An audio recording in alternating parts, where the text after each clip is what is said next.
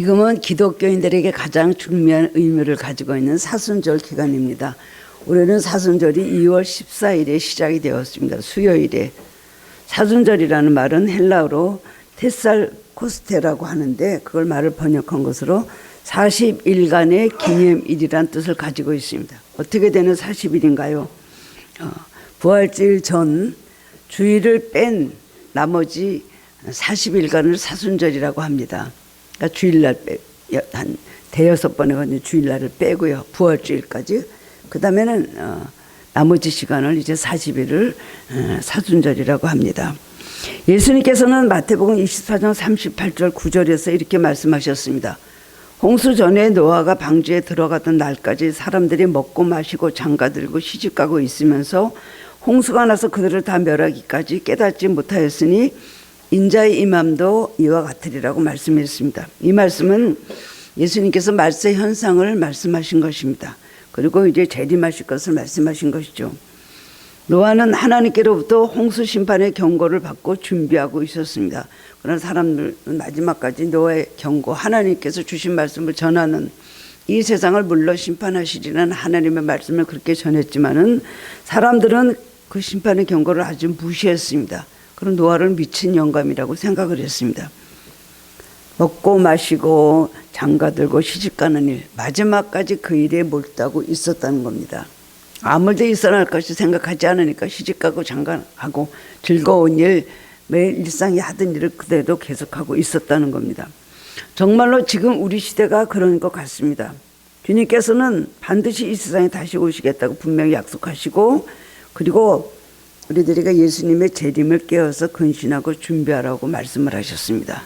이거는 예수님 승천하신 이후부터 지금까지 전해 내려오는 가장 확실한 마지막에 한 가지 남은 종말론을 말씀하고 계시는 겁니다. 그리고 말씀하시기를 두 사람이 밭에 있는데 한 사람을 데려감을 당하고 또 한 사람은 또 한 여자가 맷돌을 갈고 있는데 한 사람은 데려감을 당하고 한 사람은 버림을 당할 것이다 말씀하셨어요. 저는 이 말씀 생각하면서 그래도 2대1이면 얼마나 이게 성공적입니까? 두 사람이 한 사람이 예수 믿고 구원받는다면 이건 성공적이죠. 어디 두 사람이 한 사람입니까? 굉장히 많은 사람들이 데려감을 당하지 못하는 경우가 많은 것입니다. 사람들이 이 말씀 무시하고 이 시대를 분별하지 못합니다. 영적 깊은 흑암에 빠져 있고 그저 먹고 마시고 즐기고 죄악으로 타락한 속에서 살다가 결국 지옥으로 끌려가고 있는 인생들이 얼마나 많이 있는지 모릅니다. 우리 성도들은 절대로 이런 세상의 탕류에 절대로 휩쓸려서는 안 될 것입니다. 정신을 바짝 차리고 나는 세상에 빠지는 사람이 되면 안 되겠다. 세상에 빠지다가 하다가도 갈대같이 흔들리다가도 빨리 주님께로 다가오는 우리의 결단과 또 깨달음이 있어야 되는 것입니다. 종말에 가까울수록 더욱 깨어서 경건의 능력을 가지고 거룩한 삶을 살아야 합니다. 특히 사순절을 보내면서 우리를 십자가에서 우리를 위해서 죽으시고 우리를 구원하신 주님의 고난을 조용히 묵상하는 시간을 가져야 되는 것입니다. 여러분 사순절 하면 무엇이 생각나나요? 예수님의 십자가가 생각나죠. 예수님의 십자가를 생각하면 그 다음에 또 떠오르는 단어가 있습니다. 사랑입니다. 사랑. 고난과 사랑. 어째서 주님께서는 이 고난을 당하셔야 했는가? 그건 분명히 주님께서 우리를 사랑하셨기 때문에 우리를 위해서 고난 당하시고 죽어주셨다는 겁니다. 그러면 이런 고백이 나옵니다. 주님, 왜 저를 사랑하십니까? 그렇다면 내가 주님이 죽기까지 목숨을 버릴 정도로 제가 주님 앞에 대단한 존재입니까? 이 세상에 많은 사람들, 많은 버림을 당한 사람들이 있는데 주님은 어째서 나를 왜 사랑합니까? 라는 고백이 나오게 됩니다. 우리가 사순절은 특별히 주님의 고난, 주님의 사랑, 그것을 묵상하면서 우리도 경건하게 보내는 시간을 가져야 되는 것입니다. 오늘 본문의 말씀을 통하여서 사순절에 대해서 깨달음을 얻고 함께 은혜를 나누는 시간이 되기를 원합니다. 첫 번째는 사순절이란 무엇입니까? 금년에는 부활절이 3월 31일이에요. 작년보다 매우 빠릅니다. 이 규례를 따라 보면 지난 2월 14일 수요일부터 이미 사순절은 이제 사순절 40일이 시작이 되었습니다. 오늘은 사순절 네 번째 주일이 되고 마지막 주일은 예수님 십자가 못 박혀 돌아가신 고난주간이고 고난주간의 마지막에는 주일날에는 부활주일이 되는 것입니다. 사순절에는 우리 위해서 고난당하시고 그리고 부활하신 날로서 그 기간 기념하는 날로서 교회의 얼굴 색깔로 표현하자면 보라색으로 표현을 합니다. 이 사순절은 그래서 목사님들이 옛날에 가운 입으면 보라색 이 후드를 하는 그런 색깔을 가지고 있습니다. 성경을 보면은 40일은 경건한 삶과 관련된 상징적인 그런 수인 것을 말하는 것이 많이 있습니다. 가장 첫 번째 40이라는 숫자가 나온 것은 노아 홍수 때입니다. 노아 홍수 때 비가 얼마 동안 내렸나요? 아시는 분 있으면 손 들어보시면 애찬하실 때 반찬 좀 더 드릴게요. 40일이죠. 40일 동안 그냥 온 세상에 비가 쏟아졌는데 지금으로 말하자면 저 일본 쓰나미 이런 쓰나미 있죠. 뭐 그냥 하늘에서 비가 내린 게 아니에요. 하늘 안에 수포대가 완전히 다 주저앉을 정도로 비가 왔으니까 쓰나미가 그렇게 왔다는 거예요. 40일 동안. 이 노아 홍수의 40의 이 수는 무엇을 말하는 경고였습니까? 정화와 심판을 뜻하고 있습니다. 노아 홍수 40일은 정화라는 것, 깨끗하게 되라는 거고 하나님의 심판이 있다는 걸 말씀하신 거예요. 두 번째로는 모세가 40일간 시내산에서 금식하면서 하나님의 계명을 받을 준비를 했죠. 40일 산에 올라가서 금식하면서 기도할 때 하나님께서 두 돌판, 10계명을 적은 두 돌판을 모세에게 주셨습니다. 이것은 은총을 말하는 것 40일입니다. 은총. 하나님께서 우리에게 주신 은총. 이스라엘 백성들은 출애굽한 후 가나안에 들어가기 전에 40년 광야에서 훈련을 받았습니다. 그건 뭘 말하니까 연단과 시험의 바로 숫자예요. 그리고 12명의 정탐꾼이 가나안 땅을 탐지한 것도 40일간입니다. 일리야도 호렙산에서 하나님 만나기 위해서 40주 40일을 걸어갔죠. 그건 뭘 말하죠? 영적 침체에 있던 엘리야에게 회복과 새 사명을 주신 것입니다. 그리고 신약에 와서는 예수님이 금식하신 40일이 나오죠. 예수님 40일 동안 공생이 시작하시기 전에 요단강에서 세례를 받으시고 성령의 충만함을 입으셨습니다. 비둘기 같은 성령이 임하심을 보시더니 하나님 음성을 듣고 그리고 40일을 성령에 이끌려 또 마귀에게 시험을 받으러 광야로 가셨다고 하셨습니다. 예수님의 40일의 40이라는 숫자는요, 유혹과 시련을 통해서 그 다음에 마귀와 싸우는 방법을 가르쳐 주신 거예요. 그게 뭐예요? 말씀이죠. 마귀도 말씀으로 시험하고요, 예수님도 말씀으로 답변하시면서 그 시험을 이겼다는 것입니다. 이렇게 40이라는 수는 하나님의 백성들이 하나님을 만나기 위한 준비 또한 경건을 상징하고 있는 것입니다. 그래서 전통적으로 기독교는 한 해에 한 번은 40일 동안 절제하며 경건에 힘쓰기 위한 목적으로 우리는 사순절을 지키고 있습니다. 사순절이라는 걸 뭐 잊어버리고 있는, 별로 기억을 못하는 목사님들도 많이 있다 그래요. 사순절은 상당히 우리는 이 절기를 지키면서 하나님 앞에 가까이 가고 이런 기간을 통해서 예수님의 삶과 우리가 이렇게 접근할 수 있습니다. 그리고 예수님 삶 가까이 가면서 우리가 묵상하면서 은혜를 받고 하나님 앞으로 돌아가는 시간이 되는 것입니다. 초대교회 성도들은 이스라엘 백성들이 유월절을 준비하면서 금식한 것을 본받아서 부활절 전에 금식을 했습니다. 육을 죽이고 욕심을 죽이고 주님의 고난에 동참하는 금식이죠. 또한 기도와 경건의 훈련을 했습니다. 그 후로 사순절은 이런 초대교회 성도들의 전통을 본받아서 금식하며 기도하는 일을 철저하게 했습니다. 거기에 또 하나의 전통, 빼놓을 수 없는 전통이 있는데 사순절 기간에는 구제를 하라는 겁니다. 금식하고 기도하고 그 다음에는 구제하라. 구제는 뭐예요? 예수님의 사랑을 전하라는 것이죠. 사순절 기간에 최소한의 검소한 저녁 식사만 먹었고요. 육류는 어떤 것이라도 금했습니다. 그러다가 14세기에 와서 완화되기 시작했는데 정오의 식사와 간단한 저녁 식사가 허용이 됐습니다. 그리고 금식보다는 그때부터 절식, 기도로 바뀌었다는 것입니다. 음주, 가물을 그 다음에 삼가고 뭐 영국 관람이나 오락이나 그 다음에 연애소설 읽는 것도 금했대요. 화려한 옷을 입는 것도 비했다는 겁니다. 그러고 보면 우리 지금 이럴 때 TV도 사실 보지 말아야 돼요. 사순절에는 음악도 좀 세상 음악은 듣지 말아야 되는 것입니다. 그럴 정도로 초대교회 성도들은 굉장히 예수님 오신 그 부활하시기 전 40일 굉장한 사순절로 그들은 경건의 훈련을 하고 그 다음에 말씀을 묵상하면서 주님 뜻을 헤아렸다는 것입니다. 특히 가톨릭의 수도사나 수녀들은 사순절 기간에 예수님의 고난에 동참하기 위해서 거의 음식도 먹지 않았고 오로지 말씀 묵상과 기도에만 전념하고 서로 대화도 가능하면 많이 나누지 않았다고 합니다. 모든 것을 철저히 금식하였습니다. 금식은요, 죄로부터 돌아서는 영적 훈련이 금식이고요. 기도는 하나님께 순종하는 행위고요. 구제는 그다음엔 그리스도의 사랑, 우리를 위해서 뭔가 피를 흘리셔서 우리를 구원하신 그 사랑을 내 이웃에게도 전하라는 것. 이 세 가지, 금식, 기도, 그다음엔 구제, 이 세 가지를 사순절에 초대교회 성도들은 했다는 것입니다.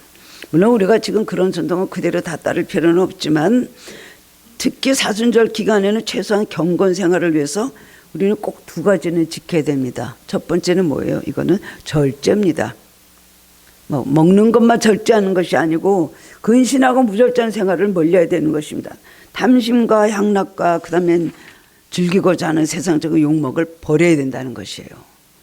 예수님이 이제 십자가 달리셔서 좀 있으면 돌아가시고 우리를 구원하시는데 그렇게 막 마시고 먹고 놀고 즐기고 그렇게 해서야 되겠습니까?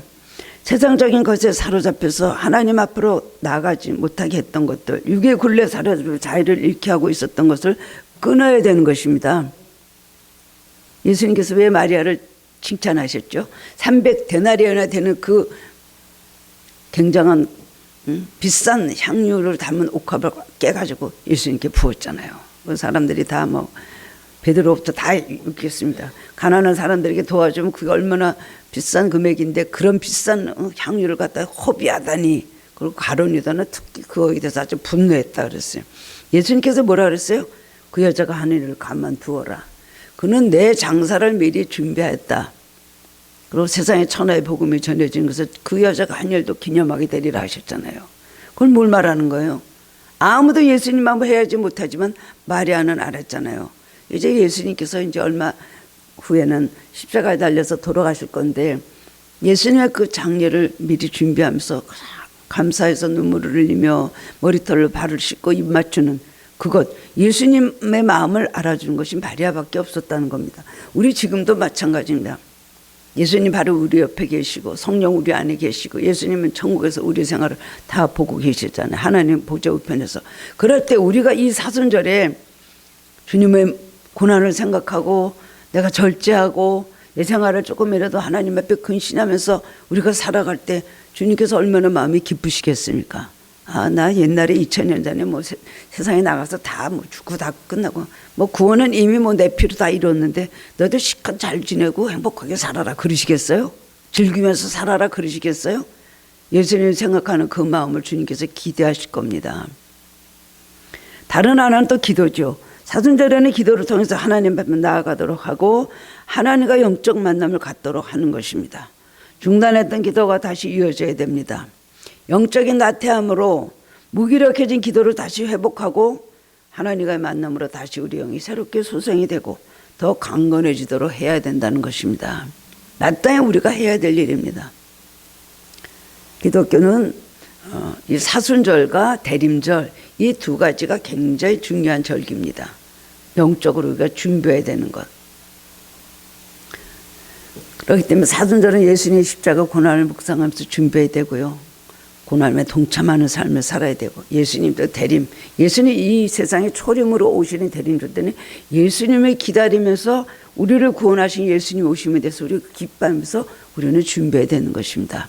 우리 그리스도인들은 절기 하루, 부활절 하루, 그 다음에 추수감사절 하루, 성탄절 하루, 부흥회할 때, 집회할 때 이렇게 하루하루 날만 정해갖고 우리가 주님을 만나는 것이 아닙니다. 우리 삶 전체에서 항상 주님의 흔적을, 주님의 하신 업적을, 주님의 공로를 우리들이 기억하고 그대로 우리가 행해야 되는 것입니다. 우리가 그대로 그걸 기념해야 된다는 거예요. 이것이 참 그리스도인의 모습인 줄을 알아야 됩니다. 두 번째로는 사순절이 주는 교훈은 무엇일까요? 오늘 본문 말씀 사순절의 의미를 찾는 우리에게 중요한 교훈을 주고 있습니다. 15절 말씀을 보면 요엘서인데요. 이미 이것이 사순절에 관한 말씀이라고 할 수가 있다는 거예요. 하나님께서 이스라엘 백성들이 이렇게 말했습니다. 범죄하고 타락하고 선지자의 말을 하나도 기뜸으로 듣고 순종하지 않는 패역하고 하나님 앞에 우상 숭배하고 돌아오지 않는 이스라엘 백성에게 하나님께서 이렇게 말씀하셨습니다. 너희는 시온에서 나팔을 불어 거룩한 금식일을 정하고 성회를 소집하라. 백성을 모아 모임을 거룩하게 하고 장로들을 모으며 소와 젖 먹는 자를 모으며 신랑을 그 방에서 나오게 하며 신부도 그 신방에서 나오게 하고. 지금 이럴 때가 아니라는 거예요. 새로워져야 된다는 거예요. 새롭게 회개하고 새롭게 거듭나야 된다는 거예요. 하나님께서는 이스라엘 백성들의 평산을 아주 다른 특별한 모임을 요구하셨습니다. 하나님께 돌아올 특별한 기회를 만들라는 거예요. 그러므로 사순절은 우리가 하나님께로 돌아올 하나님과 불편했던 관계를 회복하는 그런 기회가 되어야 되는 것입니다. 우리가 나라에 처해 있는 모든 형편들, 이 현실정, 그리고 여러 가지 많은 영적인 문제, 모든 문제들, 기도할 점에게 얼마나 많습니까? 나라의 문제는 곧 우리들의 문제입니다. 나라를 위해서 기도하다 보면 타락한 것이 하나님께서 다 그것을 제거시켜 주시면 우리 후손들도 깨끗하게 우리가 원하는 후손들로 잘 살 수가 있습니다. 마약이 판을 치고 있죠. 동서기가 판을 치고 있죠.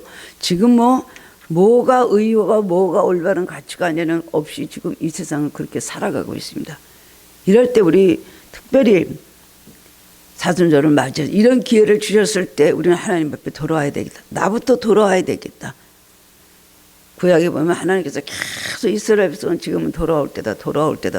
호세아에게도 그랬고 이사야에게도 그랬고 에스겔에도 그랬고 수도 없이 그런 말씀을 하셨지만은 이스라엘 민족은 한 번도 그걸 순종하지 않았습니다. 우리가 하나님 앞에 불편한 관계가 됐다고 생각하시는 분 혹시 계세요? 그동안 내가 잘못했어. 그동안 게을러서 하나님께서 나에 대해서 좀 섭섭해 하실 거야. 뭔가 하나님께서 나를 볼 때 불편이 지나치면 진노하시게 되는 거예요. 하나님 진노하실 때까지 가지 말아야 됩니다. 불편한 것이 오래 가다 보면 하나님의 진노로 이어지는 것입니다.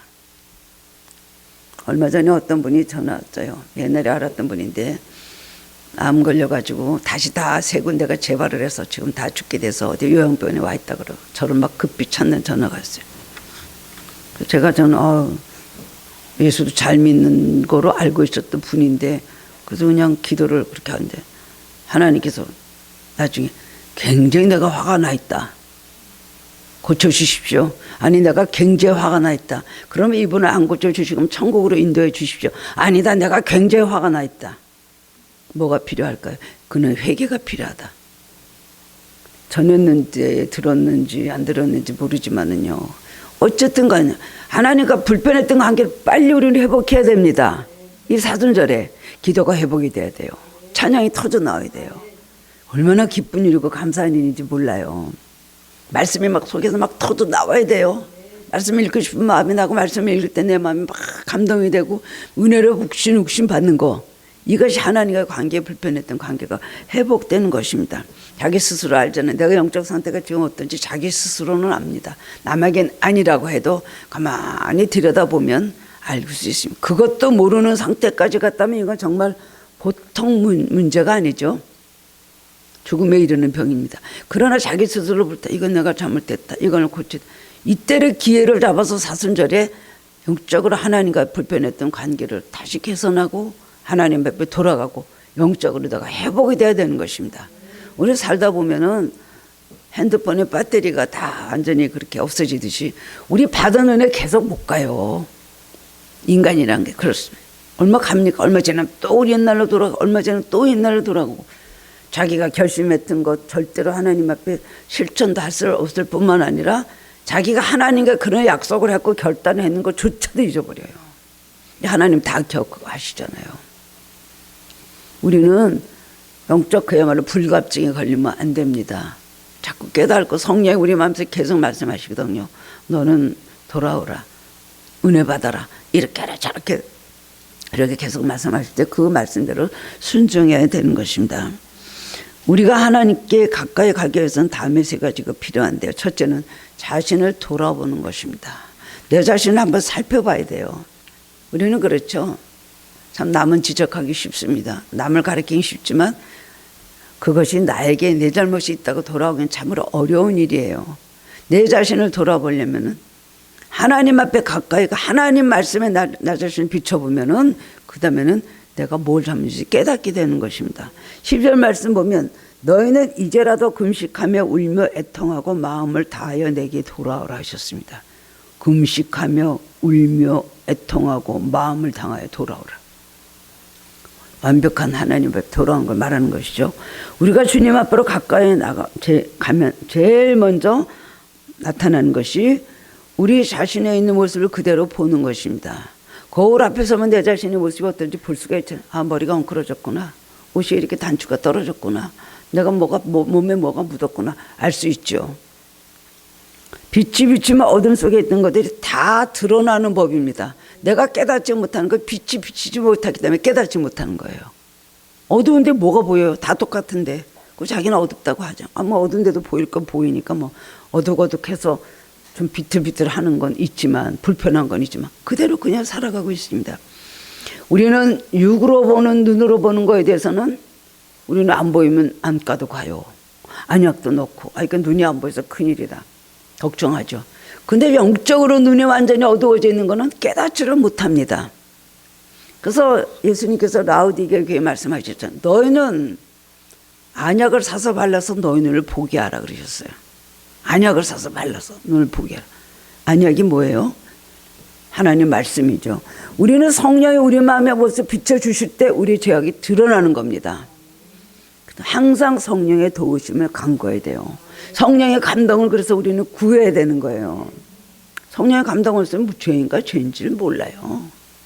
절대로 모릅니다.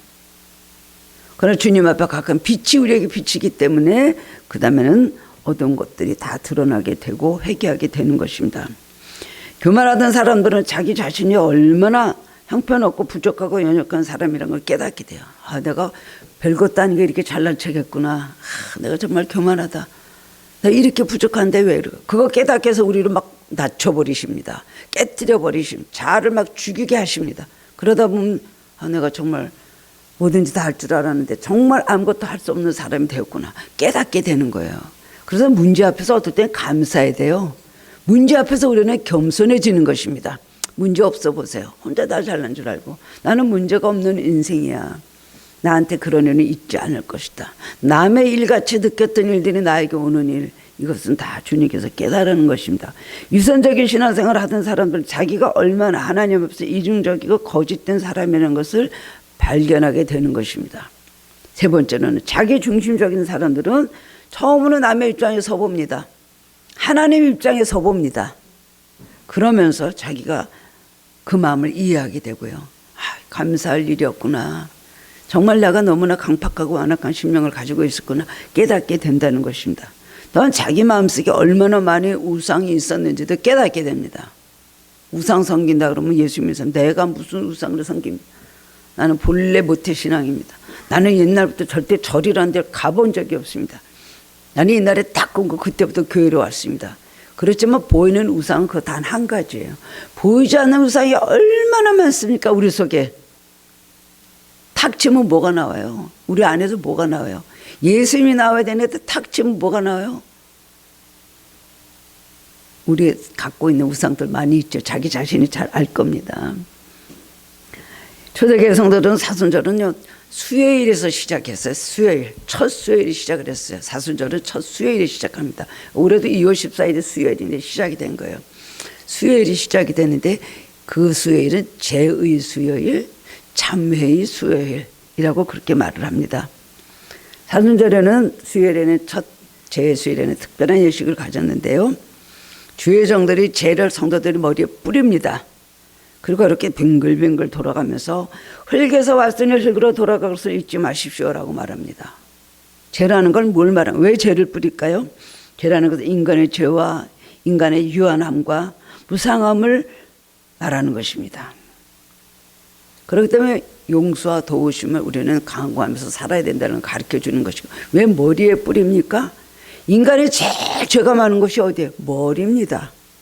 다 머리에서 죄가 나오고 머리가 교만하고 머리가 방탕하고 머리가 타락하고 이 머리에서 손으로 죄가 나오고 머리에서 입으로 죄가 나오고 머리에서 눈으로 죄가 나오고 머리에서 가슴으로 죄가 나오는 거예요. 그렇기 때문에 머리에다 죄를 뿌리면서 너 얼마나 교만하지. 인간은 아무것도 안 죄같이 돌아갈 인생이라는 걸 아십시오. 교만하지 마십시오. 하나님께 겸손하게 용서를 구하고 자비를 구하십시오. 그런 의미로 머리에다 죄를 뿌렸다는 겁니다.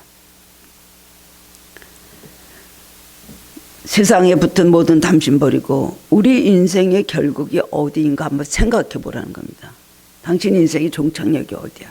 결국은 흙으로 돌아가는 인생이라는 거 알고 세상에 붙은 욕심과 탐심과 이 모든 죄악을 다 버리고 쓸데없는 우상을 다 버리고 하나님 섬기라는 것을 그런 의미에서 제수일에 그런 예식을 했습니다.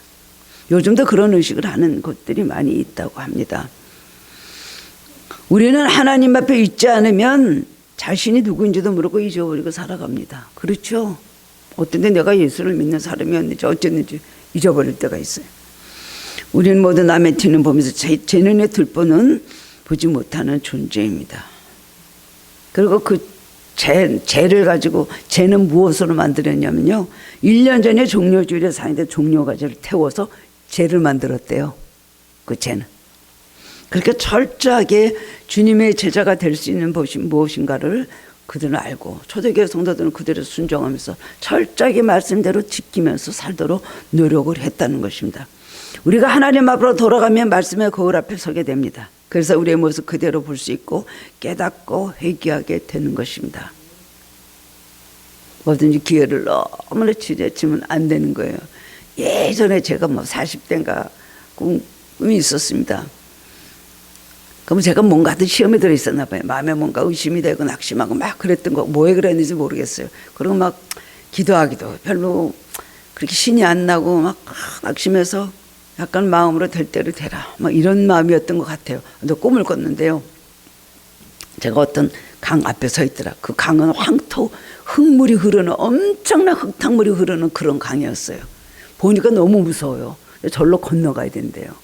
저를 보고 천사가 딱 서갖고 나보고 건너가라고 하면서 엉덩이를 딱 때리려고 그러는데 나는 못 갑니다. 못 가는데 무서워서 보니까 흙탕물이 막 흘러내리는데요. 급류가 흘러내리는데 갈 수가 없어요. 그게 이 세상이죠. 그랬는데요. 이렇게 보니까 앞에 있는 사람들이 척척 건너가는 거예요. 한 사람이 천사가 딱 때리면 앞을 건너가는. 어떤 사람은 그냥 롤러스케이트, 어떤 사람은 빙상스케이트. 그건 물인데요. 그걸 타고 건너. 어떤 사람은 또 이렇게 발로 가는 물차 이렇게 하는 거. 글로 가는 걸 하고 쫙 건너가서 저쪽으로 건너가니까 거기서 박수를 막 쳐주고. 그래서 저는 무서워서 하고 있다가 제가 뒤에다 뒷짐을 주고 한번 가봤으면 했더니 제가 빙상 스케이트를 신고 잘 가고 있더라고요. 제가 착착착착착 거기를 딱 가서 섰는데 세상에 거기가 천국인 거예요. 갔는데 막 말도 못하게 큰 궁전 같은 곳에 거기가 예배하는 자리에 예배당이에요. 그 다음에는 막 성도들이 우리가 갔다고요. 갔다고 막 황금 배 같은 데서 와가지고 먼저 간 성도들이 막 환영해주고 배에서 내려 환영해주고요. 그 다음에는 또 막 천사들과 막 환영을 해주는 거예요. 그래서 따라서 들어갔어요. 들어갔더니 얼마나 많은 천국 간 사람들이 그곳에서 예배를 드리고 있겠습니까? 그래서 저도 이렇게 앉았더니 천사들이 뭐 비파에 뭐 수금에 뭐 성경에 나오는 그 악기들은 다 들고 있어요. 그러는데 찬양을 부르는데 저도 따라서 부르는 나 같은 죄인 살리시 주 은혜 놀라와 이 찬송을 부르더라고 다 같이. 그러는데 그게 메타음일까요?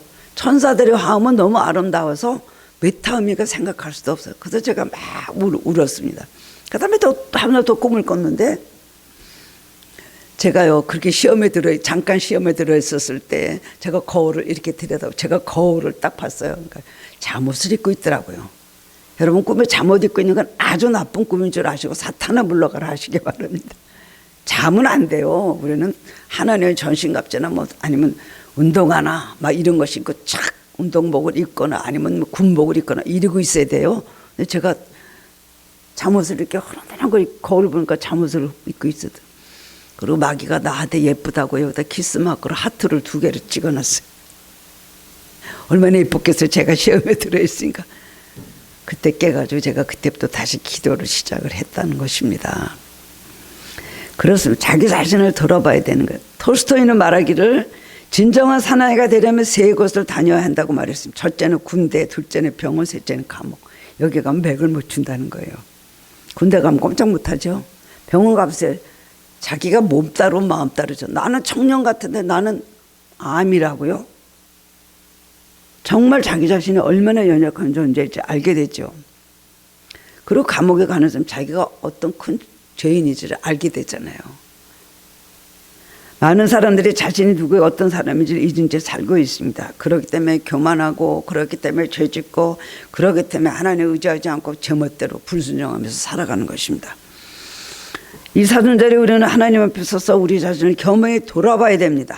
내가 누구인지, 내가 어떤 죄인인지, 내가 지금까지 어제까지 어떻게 내가 살았는지, 어떤 생각으로 어떤 마음으로 살았는지 한번 자신을 잘 돌아보면 깨닫게 해주실 겁니다. 깊이 말씀을 묵상하면서 자기 자신을 깨닫는 것이 첫 번째 은혜입니다. 두 번째로는 회개하는 것입니다. 본문 12절 보면 너희는 이제라도 금식하며 울며 애통하고 마음을 다하여 내게로 돌아오라고 했습니다. 또 17절에는 여호와를 섬기는 제사장들은 낭실과 단 사이에서 울며 이르기를 여호와여 주의 백성을 불쌍히 여기소서 주의 기업을 욕되게 하여 나라들로 그들을 가난하지 못하게 하옵소서 어찌하여 이방인으로 그들이 하나님 어디 있느냐 말하게 하겠나이까 라고 그렇게 말씀하라고 하셨습니다. 유엘 선지자 당시 이스라엘 백성들은 하나님 앞에 나와서 금식하며 울고 통곡해야 될 사람들이었습니다. 너무나 타락하고 너무나 하나님으로부터 멀리 떨어져 있었습니다. 그래서 이스라엘 제사장들에게 죄전에 나와서 죄악 속에 있는 백성들을 위해서 울면서 하나님께서 그 백성들을 긍휼히 여겨달라고 너희는 간절히 하나님께 기도하라고 말씀하신 것입니다. 이 시대에도 마찬가지입니다. 하나님께서 또 특별히 하나님의 종들에게 또 여러분 하늘 교회를 비롯한 모든 한국에 있는 모든 교회들에게 그리고 여러분 그리스도인이라는 여러분 성도들인 여러분들에게 하나님 말씀하시는 건 회개하고 또 이 민족이 회개하도록 하나님 앞에 돌아오도록 기도해야 됐다. 지금 그래야 됐다라고 우리가 말씀하고 계시는 겁니다. 우리에게도 눈물이 필요합니다. 자매의 눈물이 필요합니다. 여러분 어떤 눈물을 많이 흘리세요? 자기 불쌍해서요. 자기 힘들어서요. 자기가 핍박받고 고통당하니까 자기 불쌍해서 슬퍼서 우는 거는 잘 울 수 있어요. 억울해서 잘 웁니다. 분해서 잘 웁니다. 이 모든 답답한 현실이 너무 괴로워서 울긴 잘 울어요. 그러나 진정으로 주님께서 원하시는 것은 에서의 눈물이 아니라 베드로의 회개의 눈물이죠. 이것이 바로 중요한 것입니다. 진정한 참회의 눈물을 통해서 우리가 정결하고 거룩하게 다시 세워지기를 바랍니다. 세 번째로는 거룩을 회복하는 것입니다. 신명절에 보면 백성을 모아 그 모임을 거룩하게 하고 장로들을 모으며 어린이와 젖 먹는 자를 모으며 신랑을 그 방에서 나오게 하며 신부도 그 신방에서 나오게 하고 신랑도 신부도 뭐라고 바로 결혼했다는 거죠. 마지막 날까지 노아 시대 시집가고 장가가고 했다 그 말이에요. 신방에서 나와라. 신랑도 신부도 나오라는 건 갓 결혼하는 건 지금 결혼하고 즐거워하고 신방을 꾸밀 때가 아니라는 말씀을 하시는 것이죠. 하나님께서 우리에게 항상 명령하시고 공고하신 말씀은 내가 거룩하니 너희도 거룩하라 말씀하십니다. 거룩하라는 말의 뜻은 구별되라는 것이죠. 예수님께서 타락하고 패역한 이 세상과 철저히 구별되셨듯이 하나님의 백성된 우리들은 이 세상과 사람들과 철저히 구별되어야 되는 거예요. 똑같아서 저게 예수 믿는 사람이 아니야. 저 사람들도 예수 믿어. 똑같은데 아니면 더 나쁜데 세상 나가면 세상 사람, 교회 오면 예수님 이름 부르고 거룩한 것 같죠. 그거는 아니죠. 어딘지 어디서나 마음과 생각과 언어, 행동과 생활 전체가 거룩하게 구별되어야 돼야지 참 그리스도인이 할 수가 있습니다. 거룩에 대한 열망이 있어야 되는 것이죠. 연어는 신비로운 동물입니다. 자기가 태어난 그 자리를 찾아서 다시 갑니다.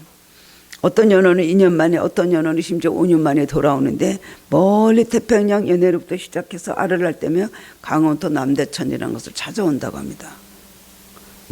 바위가 가로막고 폭포가 가로막고 있어도 죽기 살기로 그 자리를 찾아오는데 물의 냄새를 맡고 찾아온대요. 와서 알 낳고 죽지 않습니까? 연어 일생은 그렇게 끝나잖아요. 한낱 물고기에 불과한 연어도 뜨거운 열망이 있기 때문에 그 자리로 다시 찾아오는 것입니다. 거룩에 대한 열망이 있어야 됩니다. 세상 사람과 달리 살려는 것 있어야 됩니다. 세상 사람이 배우면 나도 배우고, 세상 사람이 얘기하면 나도 그대로 하고, 세상 사람이 조언하면 그대로 따라가고, 세상 사람들이 뭔가 나보다 나아 보이고 훌륭해 보이고 출세해 보이고 높아 보이고, 세상 소리 하는 거 그대로 모방하는 것이 어떻게 그리스도인이라고 할 수가 있습니까? 분별할 줄 알아야 됩니다. 이건 아니다. 분별하고 우리 쳐내야 돼요. 쳐내야 돼요. 그대로 받아들이면 절대로 안 되는 것입니다. 그렇기 때문에 예수님께서 말씀하시길, 너희가 거듭나지 않으면, 니고데모야, 너가 거듭나지 아니하면 결단 천국을 볼 수도 없고 들어갈 수도 없다. 세상과 구별되지 아니하고 우리가 거룩해지지 않고 거듭나지 않으면 천국에 들어갈 수 없다는 것입니다. 거룩하지 않으면 갈 수 없다는 것. 거룩함이 천국에 들어가는 우리가 필수 사항인 걸 알아야 돼요. 구원받는 것이 바로 우리가 거룩해질 때 구원받는다는 것입니다. 뭐 예수 믿는다고 내가 직분 받았다고 무조건 그렇지 구원받는다는 어떤 증표가 될 수가 있어요. 절대로 그렇지 않다는 것입니다. 이 땅에 사는 동안 의로워지려고 하는 욕망, 거룩하게 되려는 열망을 가지고 살아야 됩니다. 우리 그리스도인들이 이 열망을 잃어버리면 이 세상에서 하나님의 백성으로 삶을 살 수도 없고 천국에 갈 수도 없는 것입니다. 매일매일 거듭나고 매일매일 성화되어야 되는 것입니다. 우리가 거듭난다는 건 과정이고요, 성화된다는 건 결과입니다. 매일매일 거듭나는 과정을 통해서 성화에 이르는 결과에 이르게 된다는 것이에요. 주님처럼 거룩한 삶을 살고 싶다는 간절한 열망 속에서 우리는 주님과 같이 더 순결해지고 아름다운 향기를 풍기게 될 수 있는 것입니다. 예수님 닮지 않으면. 예수님 닮지 않으면 어떻게 우리가 예수 그리스도의 향기를 품을 수가 있습니까? 예수님 닮지 않고 어떻게 예수님을 닮은 제자로 갈 수가 있겠습니까? 단호히 죄악을 거절하는 용기가 있어야 되는 것입니다.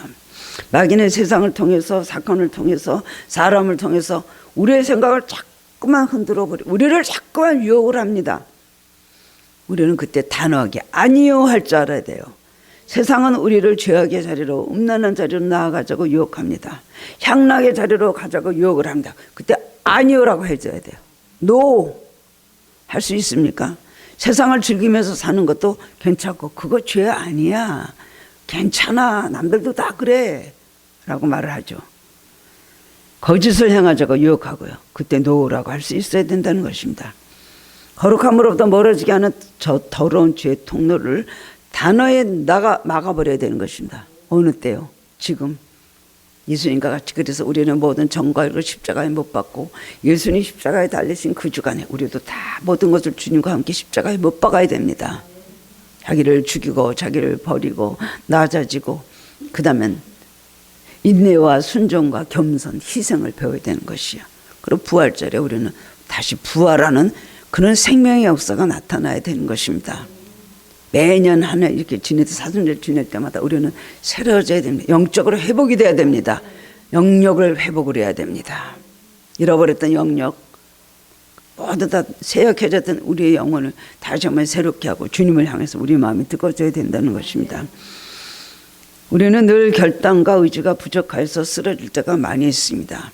이 사순절 기간에 주님 앞에 가까이 가도 금식도 하고 기도도 하고 구제도 하고 말씀도 많이 읽으면서 여러분 주님께서 원하시는 경건의 능력에 이르는 성도님들 되시기를 주님의 이름으로 축원합니다. 하나님 감사합니다. 사순절 기간에 다시 한번 깨달음을 주시니 감사합니다. 너무나 우리는 세상적이었습니다. 너무나 추하고 더럽습니다. 너무 세상 사람과 다름없는 생활을 하며 단 한 가지는 하나님 정말 성전에 발을 왔다 갔다 하며 하나님 교회를 조금 한다는 것, 이거 말고는 세상 사람과 다름이 없이 살 때가 많이 있었습니다. 적어도 겉으로는 아닌 것 같아도 우리의 생각과 마음과 우리의 욕망과 우리의 모든 의지가 세상 것에 하나님 주여 붙들려 있을 때가 많았사오니 용서하여 주옵소서. 주님을 잘 섬기길 원합니다. 주님의 참된 제자들이 되기를 원합니다. 이 세상 하루하루 이렇게 세월이 지나가는데 하나님 말씀대로 살며 참으로 우리가 보람 있고 의미 있고 참으로 가치 있는 일생을 살게 하여 주시옵소서. 그런 은혜가 이 사순절에 있기를 원합니다. 우리의 모든 더러운 것들 성령불로 태우시고 새롭게 하여 주시옵소서. 예수 그리스도 이름으로 기도드리옵나이다. 아멘.